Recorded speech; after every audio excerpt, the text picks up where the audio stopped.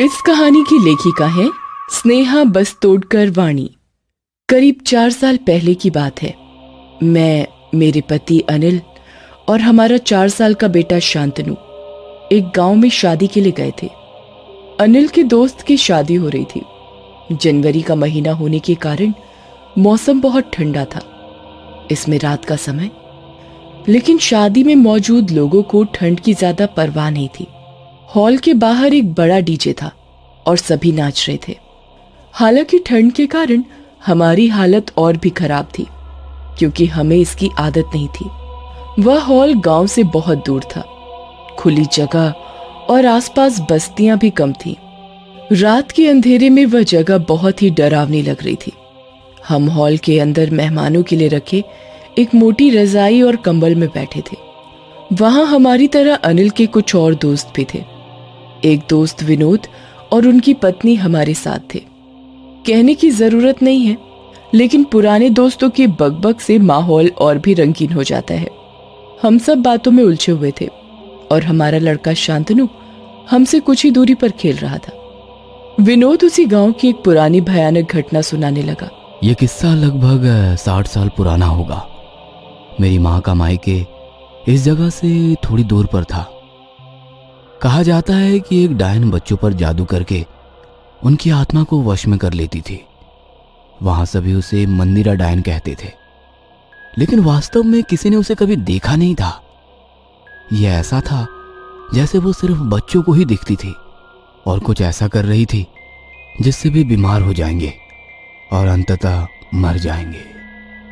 एक बार मेरी माँ और उसका छोटा भाई घर के बाहर आंगन में खेल रहे थे। तब वो बहुत छोटे थे, लगभग 3-4 साल के। तभी एक गरीब बुढ़िया उनके दरवाजे पर भीख मांगने आई, तो मेरी दादी उसे कुछ देने के लिए अंदर चली गई। इसी बीच बुढ़िया ने मेरे मामा को पास बुलाया और उसके कान में कुछ कहा। तभी मेरी दादी बासी रोटी ले आई और वो बुढ़िया बासी रोटी लेकर चली गई। शाम होने से ठीक पहले मामा जी सोने चले गए। तेज बुखार के साथ उन्हें छींक आने लगी। कई दिन बीत गए, पर मामा का बुखार कम होने का कोई नाम नहीं था। दिन ब दिन बीत रहे थे और मामा की हालत बिगड़ती ही जा रही थी। कितने डॉक्टर, कितने वैद्य किए, लेकिन उनकी तबीयत में कोई सुधार नहीं हुआ। घर में बीमार बच्चे को देख दादी पूरी तरह टूट गई थी। उन्हें कुछ समझ नहीं आ रहा था कि अब क्या करें। मामा पर किसी भी दवा का असर ही नहीं हो रहा था और दादी के आंसू दिन ब दिन बहते रहे। अब इन सब के बाद उन्होंने एक तांत्रिक का सहारा लिया। जब वो घर आया तो उसने मामा के माथे पर हाथ रखा और कहने लगा, उसने इस बच्चे की आत्मा को जीत लिया है, इसकी मृत्यु अटल है। तांत्रिक की बात सुनकर मेरी दादी मौके पर ही गिर पड़ी।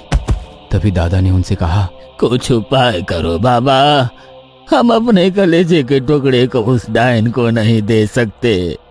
हमारे बच्चे को उस डायन के चंगुल से बचाओ बाबा। तांत्रिक ने कहा, ये कोई आम डायन नहीं, बल्कि मंदिरा डायन है। बाबा कुछ तो उपाय कीजिए, जो भी खर्चा लगे हम करने के लिए तैयार है।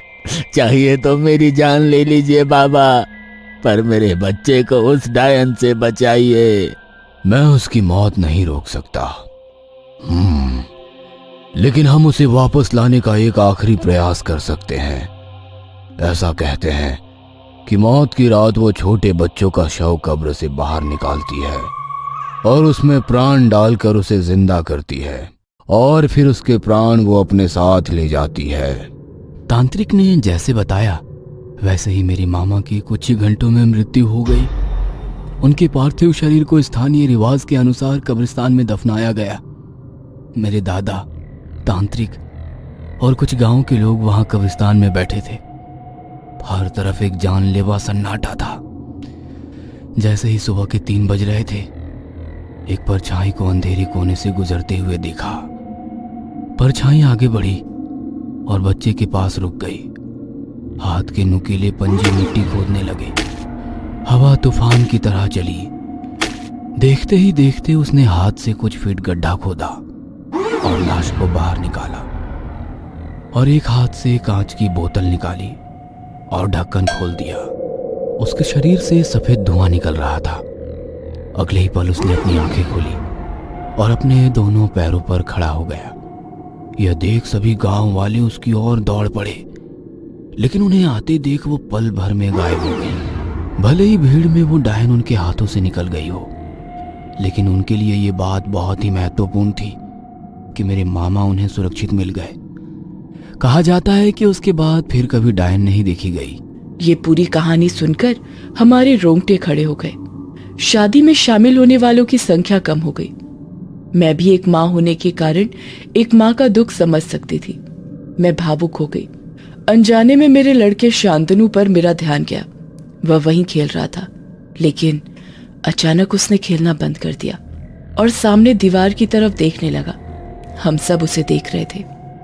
वो अभी भी उस दीवार को देख रहा था। जैसे ही मैं उसे लेने ही वाली थी, वो मेरे पास दौड़ा और दीवार की ओर इशारा किया और कहा, मम्मा, वहाँ एक औरत है, वो बहुत गंदी है। मम्मा, उसे यहाँ से चले जाने के लिए कहो, वो बहुत बुरी है। हमें कुछ समझ नहीं आया। हमने उधर देखा तो वहां कोई नहीं था। एक महिला जो वहां से कुछ दूरी पर शादी के लिए आई थी, वह बहुत मेकअप के साथ बैठी थी। हमने उससे पूछा, क्या तुम उस आंटी को देखकर डर रहे हो? लेकिन वह मना कर रहा था। हम उसे समझाने की इतनी कोशिश कर रहे थे कि वहां कोई नहीं था, लेकिन फिर अनिल के दोस्त ने मुझसे कहा, भाभी, तुम उस दीवार की ओर देखो और गुस्से से उसे जाने के लिए कह दो। मैंने बिना कुछ सोचे समझे बिल्कुल वैसे ही किया जैसा विनोद ने कहा। उस समय मेरा बेटा शांतनु, जो मुझे कसकर गले लगा रहा था, पीछे मुड़कर देखा और कहा, मम्मा, वो चली गई। और वह पहले की तरह फिर से खेलने लगा। मैंने शांतनु को पहले कभी भी इतना डरा हुआ नहीं देखा था। उस घटी घटना को देख हम सब दंग रह गए। क्या उस घटना का विनोद के बताए मंदिरा डायन की कहानी से कोई लेना देना था, या फिर वो मेरे बेटे शांतनु का वहम था? कल तक मैं भूत, प्रेत, डायन, चुड़ैल इन सब बातों पर विश्वास नहीं करती थी, पर उस रात की घटी घटना को याद करती हूँ तो आज भी मेरे रोंगटे खड़े हो जाते हैं। 4 दोस्त अंधेरी रात में एक तालाब के किनारे बैठे थे। तालाब के चमकीले पानी में पूनम के चांद का अक्स काफी लुभावना नजर आ रहा था। बीच बीच में काले बादल चांद को अपनी आगोश में लेकर आगे निकल जाते। सभी दोस्त हंसी मजाक कर रहे थे। बीच में बहुत सारी खाने की चीजें और शराब भी रखी हुई थी। सभी दोस्त मिलकर बड़े चाव से उन चीजों पर हाथ साफ कर रहे थे। भाई, कोई डरावना किस्सा सुनाओ ना। और राकेश किस्सा सुनाने लगा। रात के करीब 1 बजे थे। आधी रात का वो समय, साथ ही हल्की बूंदाबूंदी देखकर लग रहा था कि जोरों की बारिश होने वाली है। शहर की सुनसान सड़क पर एक ऑटो चलता हुआ दिखाई दे रहा था। ऑटो ड्राइवर हल्की सीटी बजाते अपने मोड में था कि तभी सड़क की एक तरफ कोई खड़ा नजर आया। ऑटो नजदीक ले जाते हुए ऑटो ड्राइवर ने पूछा, कहाँ जाना है? अगली नुक्कड़ पर। और वो महिला ऑटो में सवार हो गई और कुछ ही देर में उनकी ऑटो दोबारा उस सुनसान सड़क पर चलने लगी। ऑटो में बैठे उस औरत का पल्लू धीरे धीरे रिक्शे से बाहर जाते हवा में लहराने लगा।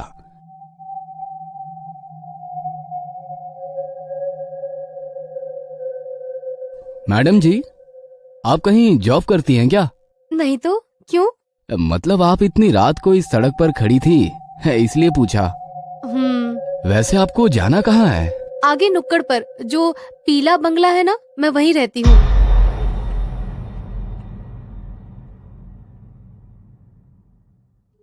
क्यों मजाक कर रही हो मैडम जी? बताइए ना, आपको कहाँ जाना है? मैं मजाक नहीं कर रही हूँ, मैं उसी बंगले में रहती हूँ, अकेली।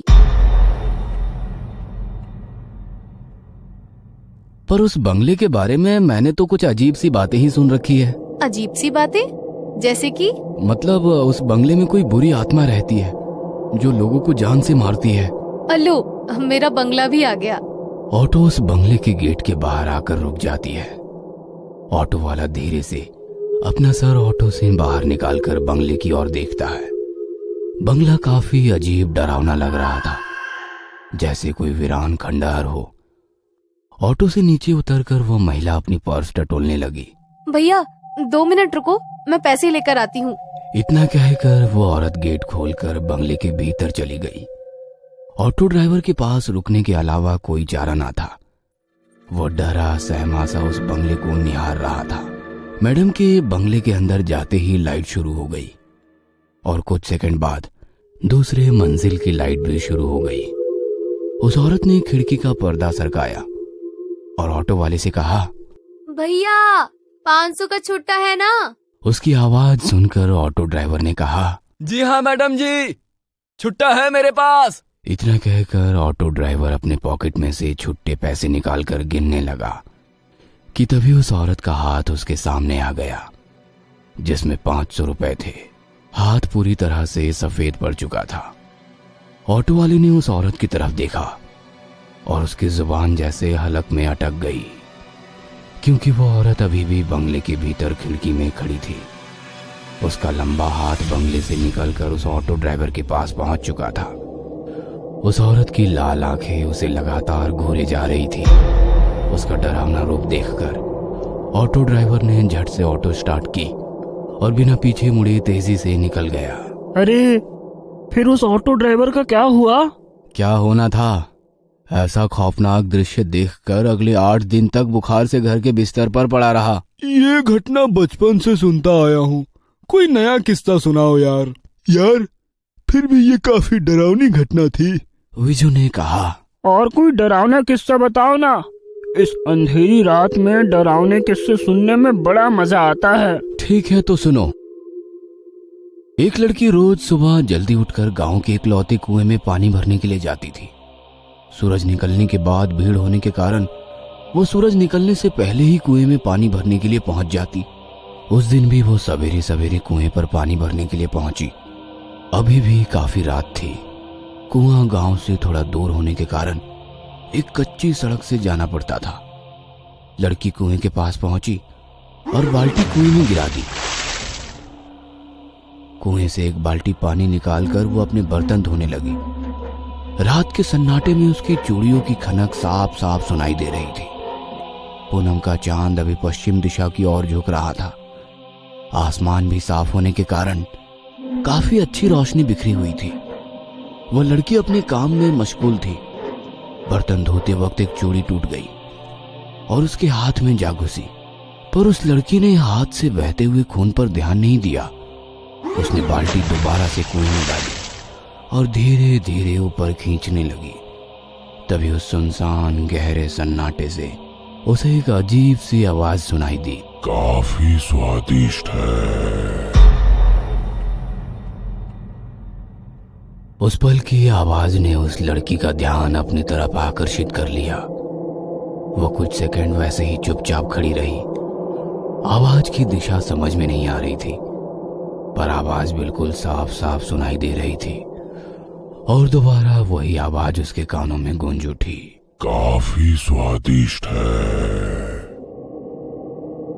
वो चारों तरफ अपनी नजरें घुमाते हुए बाल्टी को ऊपर की ओर खींचने लगी। बाल्टी ऊपर आ गई। उसने बाल्टी उठाई, पर बाल्टी के अंदर का पानी काफी गंदा नजर आ रहा था। उसने धीरे से बाल्टी के पानी में हाथ डाला।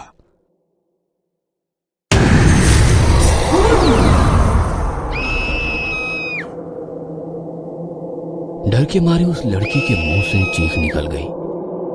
उसने उस बाल्टी को वैसे ही कुएं में फेंक दिया और भागने की कोशिश में बाल्टी की रस्सी उसके पैर में अटक गई और वो धड़ाम से नीचे गिर गई।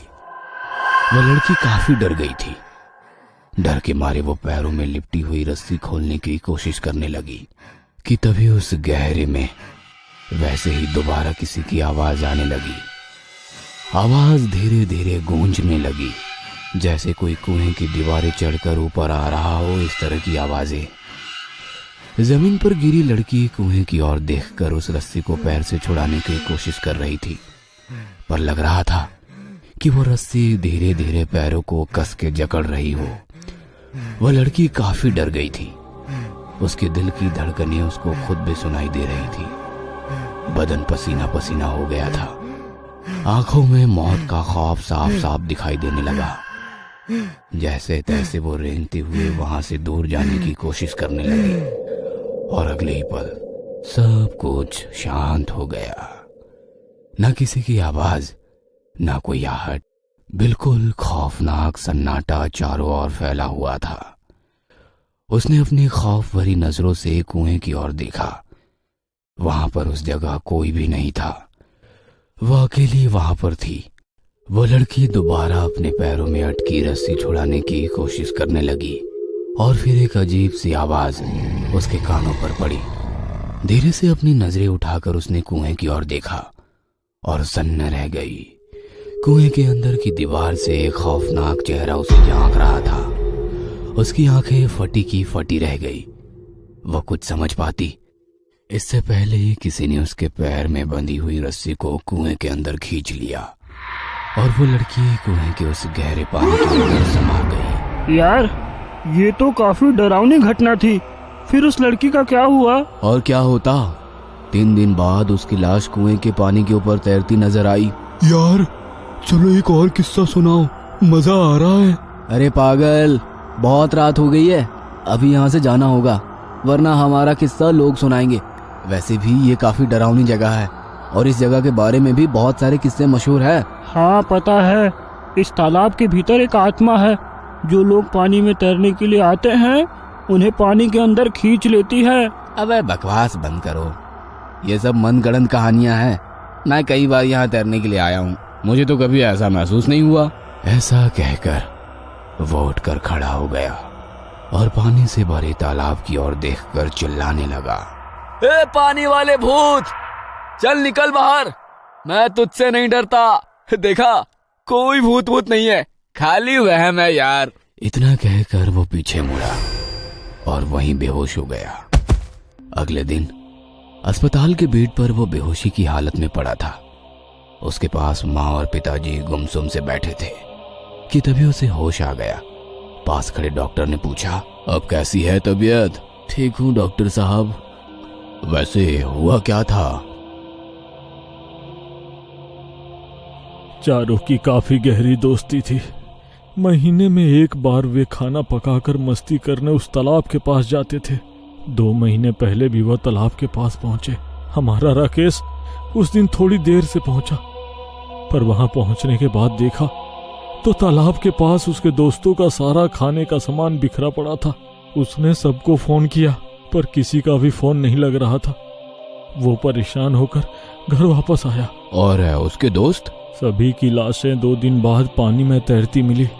पुलिस कहती है एक दूसरे को बचाते वक्त सभी डूब गए, पर कहते हैं कि तालाब के अंदर के पिशाच ने सबको निगल लिया। मेरा बेटा महीने में एक बार खाना बनाकर तालाब के किनारे अपने दोस्तों को मिलने जाता है। उसका मानना है कि वे सब आज भी जिंदा हैं। पता नहीं ये सब कब खत्म होगा। और नम आंखों से उसने अपने बेटे की तरफ देखा।